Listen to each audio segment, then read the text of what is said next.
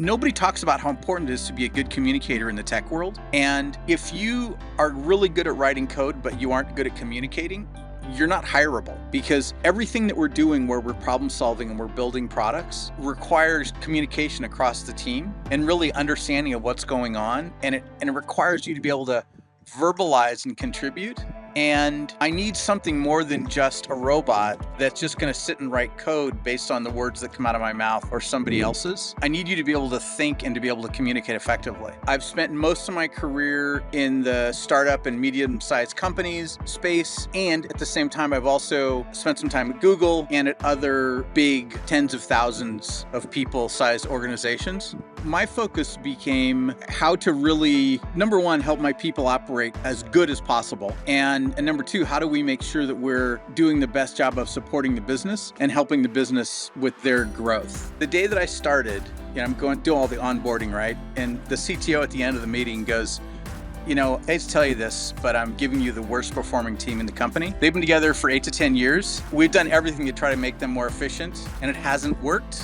Good luck. And I said, okay, nice cheerleading speech there. Thank you very much. I didn't say that out loud, but I was thinking great, okay. And so then I was like, I'll do what I can, right? And 6 months later, I'm sitting at my desk working on stories, and he comes over and goes, hey, Bill, can I talk to you for a few minutes? I go, yeah, of course. What's up? And he goes, come to my office. I'm like, okay. I go in, he closes the door and he turns around and he goes, what have you done to your team? And I said, I don't know, what are you talking about? And he said, I gave you the worst performing team in the company. And I've been trying for years to make them better. They are now the best performing team in the company. Because I'd worked in other industries before I got to tech, there were things that I'd learned to think about from, for example, I worked in a high-end restaurant in college, and that was a very coaching-oriented environment. Everybody coached up and down, sideways. That was part of the reason they were so successful. And I brought that to my software teams. I didn't care where somebody was at who could coach or who could be coachable. And that meant everybody learned, right? And everybody got to think better and operate better and be more productive and be happier and contribute in different ways, ask awkward questions. Because I always wanted teams to be happy, everything I could think of that went in the direction of them being happier, we tried,